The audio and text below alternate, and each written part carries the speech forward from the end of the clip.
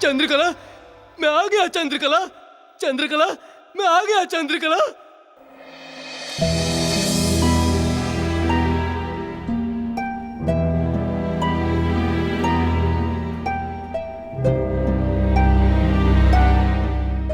आओ मेरे निकट चंद्रकला, देखो देखो मैं आ गया चंद्रकला, तुम्हारे प्रेम की डोर में बंधा मैं आ गया चंद्रकला। मुझे पता है तुम मेरे बिना कितनी उदास रही होगी, किंतु किंतु अब मैं आ गया चंद्रकला। आओ, अब तुम्हारा प्रेम मुझे प्राप्त होगा।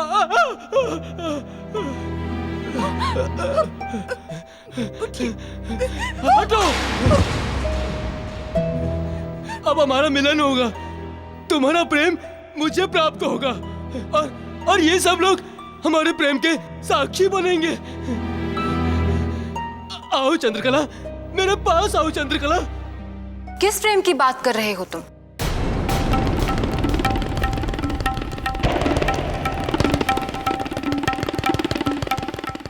उस प्रेम की चंद्रकला जिसके हमने सपने सजाए हैं। हमने नहीं, तुमने।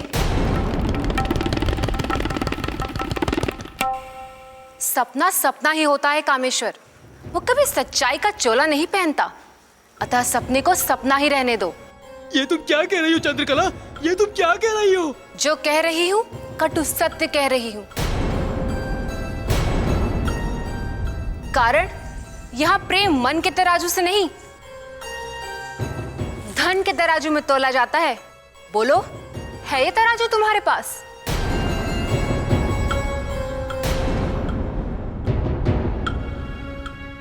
किंतु मैं तो अपना सारा धन तुम्हें पहले ही दे चुका हूँ। अब तो मेरे पास तुम्हें देने लायक सिर्फ प्रेम धन रह गया चंद्रकला। और तुमने ही तो कहा था कि तुम मुझसे अटूट प्रेम करती हो, अटूट प्रेम, और सदा मेरे साथ रहोगी। तभी तो मैं अपने कुष्ठ रोग से ठीक होते ही तुम्हारे पास आ गया चंद्रकला। बड़ी मूर्खता की तुमने जो चले आए, नहीं आना चाहिए था। तुम क्या कह रही हो चंद्रकला, ये तुम क्या कह रही हो? मुझे विश्वास नहीं हो रहा कि मेरी चंद्रकला। ये क्या मेरी चंद्रकला की रट लगा रखी है? ये सब तब अच्छा लगता था जब तुम्हारे पास प्रेम धन के साथ साथ श्रीधन भी था, अतः अपने मुख से मेरा नाम कदापि न लेना।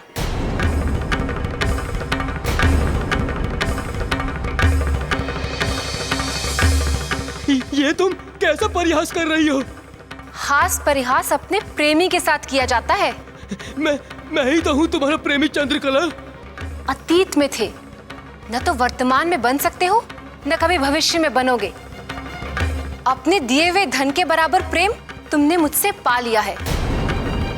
अब न तो तुम्हारे पास मुझे देने के लिए धन है, न मेरे पास तुम्हें देने के लिए प्रेम। इसलिए अच्छा होगा कि तुम यहाँ से चले जाओ। चंद्रकला, नहीं चंद्रकला, नहीं, इतनी कठोर मत बनो, निर्मम मत बनो चंद्रकला। मुझसे प्रेम करो, मैं तुमसे अटूट प्रेम करता हूँ चंद्रकला। मैं दूंगा तुम्हें धन, मैं दूंगा, मैं अर्जित करूंगा चंद्रकला तुम्हारे लिए धन, मैं अर्जित करूंगा।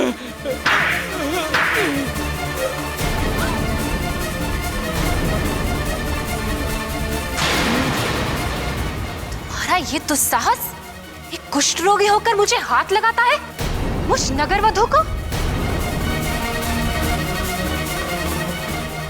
जैसों को तो मैं अपना प्रहरी भी न रखूं, प्रेमी बनाकर रखना तो बहुत दूर की बात है।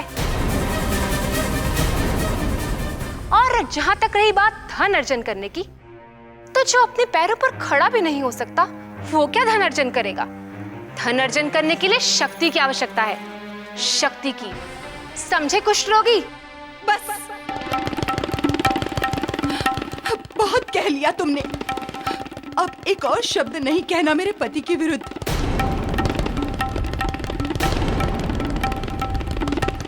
तेरा पति है तो घर में संभाल कर रख। अपने कुष्ठ रोगी पति को यहाँ क्यों लेकर आई है? इसलिए कि ये तुम्हारे पास आना चाहते थे, इसलिए कि ये तुमसे प्रेम करते हैं, इसलिए कि इन्हें विश्वास था कि जितना प्रेम ये तुमसे करते हैं उतना ही प्रेम तुम भी इनसे करती हो। किंतु इन्हें क्या पता था, जिस नारी से वो प्रेम करते हैं वो नारी नहीं, नागिन है।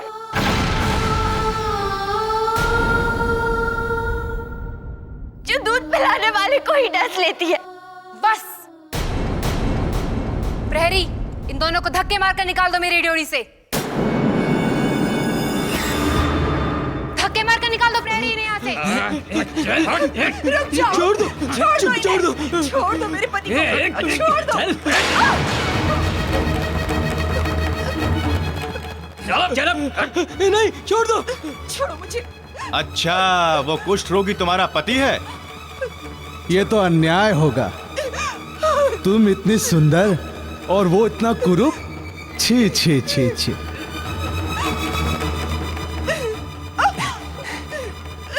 हम तुम्हें तन मन दोनों से पुलकित रखेंगे। देखो, मुझे जाने दो। अभद्रता मत करो मेरे साथ। मैं पतिव्रता नारी हूँ, मुझे जाने दो। कैसे छोड़ दें सुंदरी, कैसे छोड़ दें?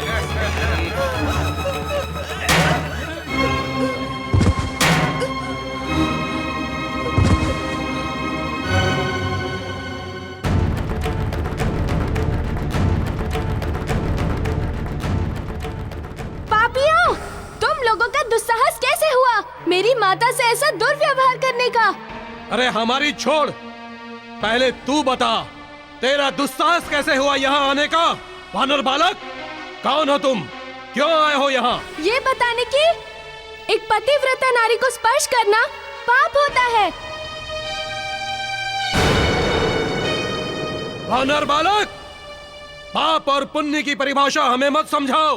तुम्हारी भलाई इसी में है। चुपचाप यहाँ से निकल जाओ, नहीं तो मारे जाओगे। पापी, अन्यायी, अधर्मी, मारने तो मैं आया हूँ। क्या करूँ नहीं इच्छा होते हुए भी? जहाँ जहाँ पाप, अन्याय, अधर्म होता है, वहाँ वहाँ मुझे आना पड़ता है, जैसे यहाँ।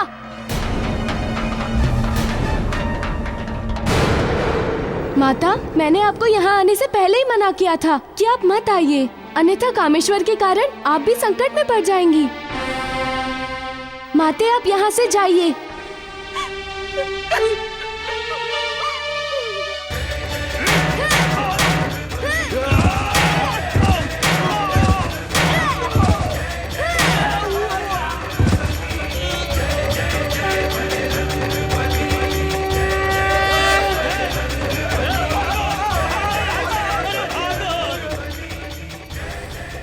कौन हो तुम तथा ये उद्दंडता एवं उपद्रव क्यों मचा रहे हो? मैं क्या कर रहा हूँ ये तो आप देख ही रही हैं, परंतु आपने क्या किया है ये आप नहीं देख रही हैं। मैंने क्या किया? आपने स्त्री धर्म को अपवित्र किया है। मेरे हेतु इस संसार की प्रत्येक स्त्री माता समान होती है, परंतु आप एक ऐसी स्त्री हैं जिन्हें मैं क्या समझूं? समझ नहीं आ रहा। धन इतना महत्वपूर्ण है आपके लिए। जिस धन हेतु आप ये सब करती है ना, वो धन कभी किसी एक के पास सदैव नहीं रहता, वो चलायमान होता है। आज जिसके पास है कल उसके पास नहीं होगा, एवं परसों आपके पास भी नहीं रहेगा। अर्थात धन किसी भी परिस्थिति में मूल्यवान नहीं है, कारण धन यदि मूल्यवान होता तो सभी सदैव अपने पास रखते। तात्पर्य, धन मूल्यवान नहीं है, मूल्यवान है कुछ और। क्या है मूल्यवान? मूल्यवान है स्त्री की मान मर्यादा, उसका मान सम्मान, शील संस्कार, लज्जा अनुराग। किंतु आपने उस अमूल्य धरोहर को न जाने कहाँ फेंक दिया। आपने तो ऐसा करके समस्त नारी जाति को ही लज्जित कर दिया है। स्त्री तो त्याग की देवी होती है, समर्पण की मूर्ति होती है। उस माता रक्षिता के समान जिसने अपने पति को उसकी प्रसन्नता हेतु यहाँ इस नर्क में लेकर आई, जानते बूझते। वैसे ही स्त्रियों से त्याग की देवी, समर्पण की मूर्ति, पतिव्रता नारी जैसे शब्दों का आविर्भाव हुआ है। माता रक्षिता जैसी स्त्रियां ही समस्त नारी जाति का गौरव होती हैं तथा उनका मान बढ़ाती हैं। आप जैसी स्त्रियां तो स्त्री एवं स्त्रीत्व को दोनों को धूमिल करती हैं, कलंकित करती हैं।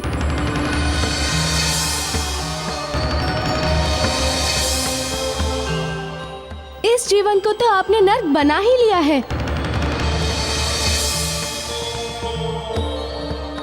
अभी भी विलम्ब नहीं हुआ है। कुछ ऐसा कर्म कीजिए जिससे आपके आगे का जन्म सुधर जाए।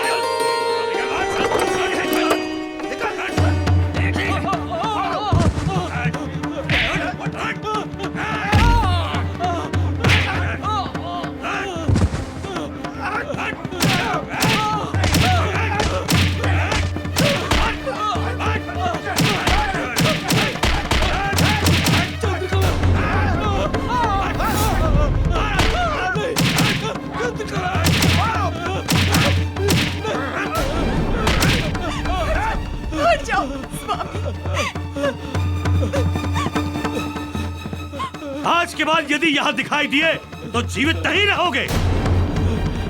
याद रखना, ले जाओ अपने पति को। स्वामी देखिए क्या हुआ स्वामी, ये क्या कर दिया इन लोगों ने। तनिक भी लज्जा नहीं आई एक अस्वस्थ और असहाय व्यक्ति पर हाथ उठाते हुए। ए धम, बोल मत, ले जा इसे, नहीं तो जीवित नहीं रहेगा, तथा दोबारा इसे यहाँ आने मत देना।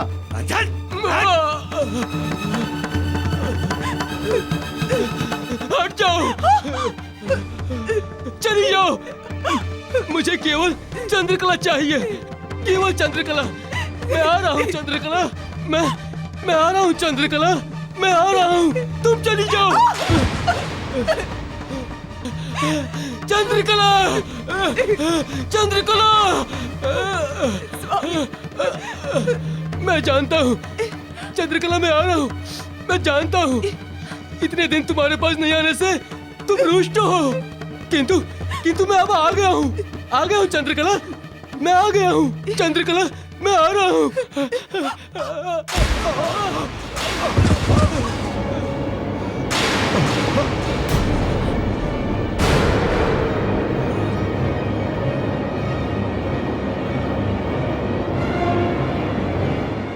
नीच, दुष्ट, हमें स्पर्श कर अपवित्र करने का अधर्म किया है तूने। तेरा यह दुस्साहस, तेरे जैसे अधम को इस संसार में रहने का कोई अधिकार नहीं। मैं शांडिल्य ऋषि तुझे श्राप देता हूं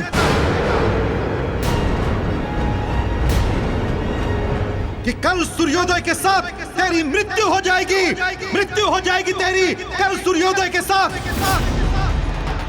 मैं शांडिल्य ऋषि तुझे श्राप देता हूं कि कल सूर्योदय के साथ तेरी मृत्यु हो जाएगी,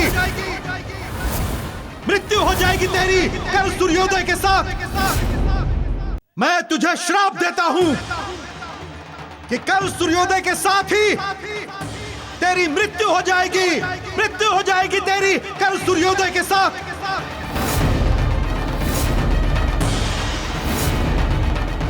उधर क्षितिज में सूर्योदय होगा और इधर तेरे जीवन का सूर्यास्त।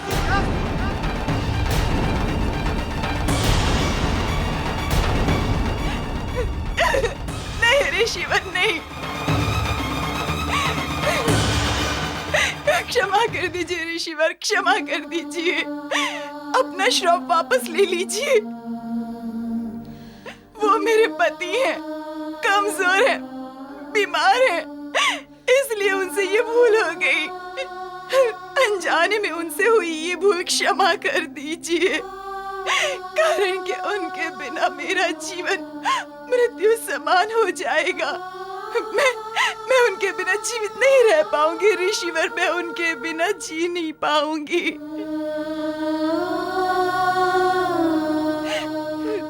मैं आपसे अपने पति के जीवन की भिक्षा मांगती हूँ ऋषिवर, अपना श्राप वापस ले लीजिए, अपना श्राप वापस ले लीजिए। श्राप का गुण कहो अथवा अवगुण, मुख से निकल जाने के पश्चात श्राप कभी वापस नहीं होता।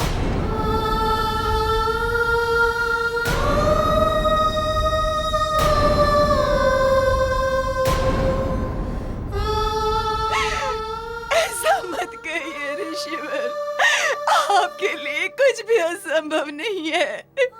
आप में शक्ति है।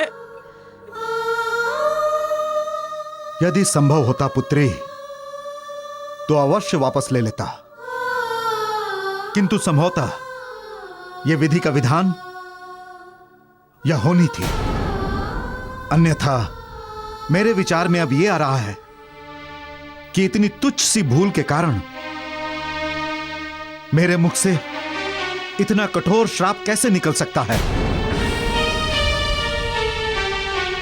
तनिक सी भूल के कारण किसी को मृत्यु का श्राप, जीवन नष्ट हो जाने का श्राप, यह अवश्य ही ईश्वर की कोई माया है जो मेरी समझ से परे है। बस मैं तो इतना ही कहूंगा पुत्री, तुम ईश्वर पर आस्था रखो, विश्वास रखो उस नियति एवं नियंता पर। सब उसी की लीला है। अन्यथा इतना कठोर श्राप मेरे मुख से कदापि नहीं निकलता। परंतु श्राप से मुक्ति का कोई तो मार्ग होगा ऋषिवर, कोई तो मार्ग होगा। कोई मार्ग नहीं है पुत्री, कोई मार्ग नहीं है।